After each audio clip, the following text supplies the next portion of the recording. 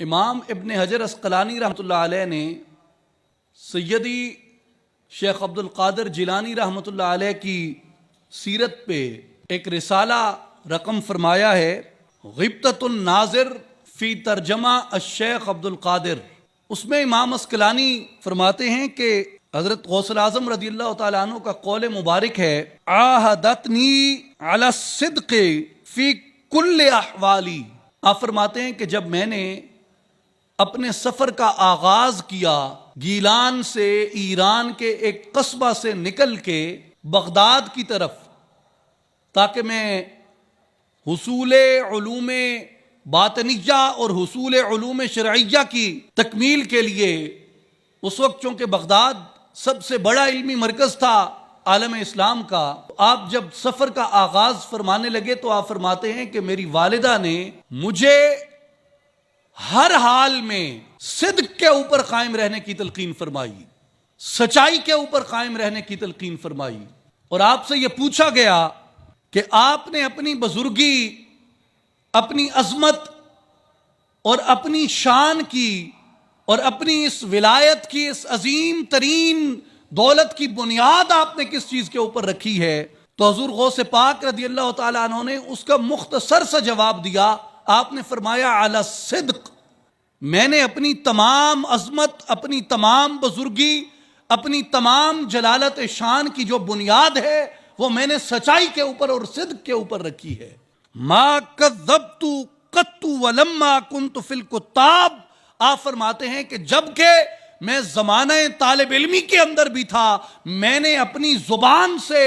ایک لفظ اور ایک جملہ بھی کبھی جھوٹ کا ادا نہیں کیا۔ میرے بھائیوں اور بزرگوں، ہمارے ہاں سانحہ یہ ہے کہ ایسی جتنی بھی جلیل القدر شخصیات، ایسی جتنی بھی جلیل القدر ہستیاں جن کو ہم اپنا رول ماڈل تصور کرتے ہیں، جن کو ہم اپنے علم و عمل کے اندر، اپنی عقیدت اور اپنے عقیدہ کے اندر، اپنی روزمرہ زندگی، اپنے روزمرہ کے معمولات کے اندر ایک غیر معمولی اہمیت دیتے ہیں، ایک غیر معمولی نگاہ سے جن کو ہم دیکھتے ہیں، افسوس یہ ہے کہ ان شخصیات اور ان ہستیوں کا اپنے زمانہ طفولیت سے لے کے، اپنے زمانہ بچپن سے لے کے اپنے زمانہ بزرگی تک جو ان کی زندگی کے روزمرہ کے معمولات رہے ہیں، وہ زندگی کے ان کے روزمرہ کے معمولات کے ساتھ ہمارا عملی تعلق تقریباً نہ ہونے کے برابر رہ گیا ہے۔ اور اس سے بڑھ کے اور سانحہ کیا ہو سکتا ہے کہ آج حضرت غوث الثقلین رضی اللہ عنہ کی ذات گرامی سے اپنے آپ کو منسوب کرنے والے، اپنے آپ کو ان کی شخصیت کی طرف منسوب کرنے والے، ان کے فیض، ان کے سلسلے، ان کے روحانیت کی جانب منسوب کرنے والے، ان میں سے کتنے لوگ ایسے ہوں گے؟ یقیناً صالحین کی کمی تو نہیں ہے اللہ کی زمین پہ، لیکن اگر بطور مجموعی دیکھا جائے تو القلیل قل معدوم۔ کتنے لوگ ہیں ان کے مریدین میں، ان کے متوسلین میں، ان کے معتقدین میں، جنہوں نے سیدی شیخ عبد القادر جیلانی رحمۃ اللہ علیہ کی والدہ کی طرح ان کو یہ نصیحت فرما رکھی ہو کہ بیٹا کچھ ہو جائے، کچھ چھن جائے تم سے، کچھ ضبط ہو جائے تم سے، کچھ کھونا پڑے تم کو، سب کچھ دینا پڑ جائے، لیکن اپنی زبان کے اوپر ایک لفظ بھی کذب اور جھوٹ کا جاری نہیں ہونا چاہیے۔ اور آپ فرماتے ہیں کہ میری تو بزرگی کی تمام شان اور تمام جلالت